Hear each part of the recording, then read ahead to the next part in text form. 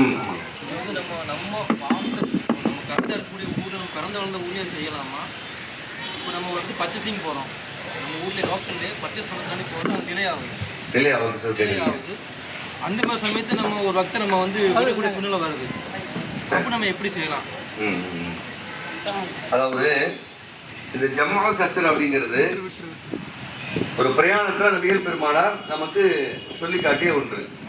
ஒரு பிரயாணம் செய்கிறோம் என்று சொன்னால் ஒரு 25 கிலோமீட்டருக்கு மேலே நம்ம பிரயாணம் செய்கிறோம்னா நாம் 2 வக்து தொழுகைகளை, அதாவது துகர் அசர் மக்ரிப் இஷா 2 வக்தை என்ன செஞ்சுக்கலாம், நம்ம சேர்த்து ஒரு வக்தில் ஒன்று லுகர்லையே அசரையும் சேர்த்து தொழுதுக்கலாம், அல்லது அசர் நேரத்தில் துகரை தொழலாம், மக்ரிப் தொழுகையிலேயே இஷாவை தொழுதுக்கலாம், அல்லது இஷா தொழுகையில மக்ரிபை போய் தொழுதுக்கலாம். 2 சேர்த்து தொழுவது ஜம்மு சேர்த்தல்.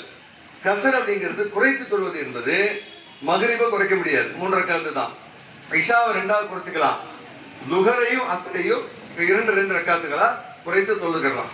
இப்படி நபிகள் நாயகம் செய்வதற்கு ஏராளமான சான்றுகள் இருக்குது. பிரயாணத்தின் போது, பிரயாணம் அல்லாத காலகட்டங்கள்ல ஒரு நேரம் நபிகள் நாயகம் ரொம்ப தாமதமா லுகருக்கு வரவே இல்லை.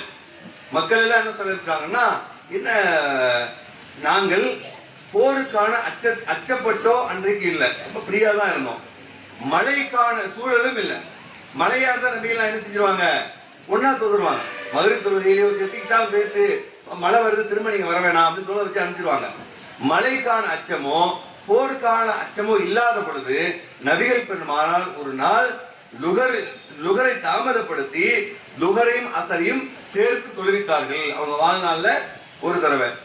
அதுபோல ஒரு நேரம் வெயிலுடைய தாக்கத்தை மிக அதிகமாகிவிட்டது. ஒரு நாள் ஒரு காலத்துல ரொம்ப ரொம்ப வெயில், உச்சி வெயில் மண்டைய பழக்க சொல்லுவோம்ல, அது மாதிரி வெயில் ரொம்ப தாக்கமாயிடுச்சு.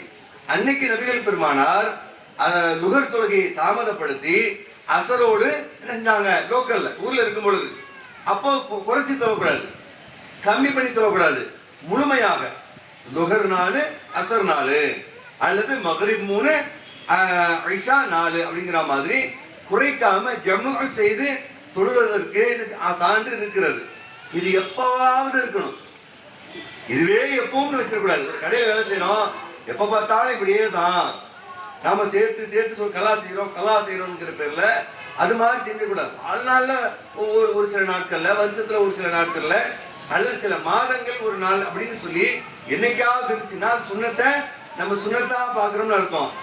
அதை விட்டுட்டு நம்ம இஷ்டத்துக்கு எப்ப பார்த்தாலும் 2 வக்தம் 3 வக்தம் ஒன்னா சேர்த்து சொல்லுவது அது மார்க்கத்துல அப்படி அனுமதி நமக்கு படல.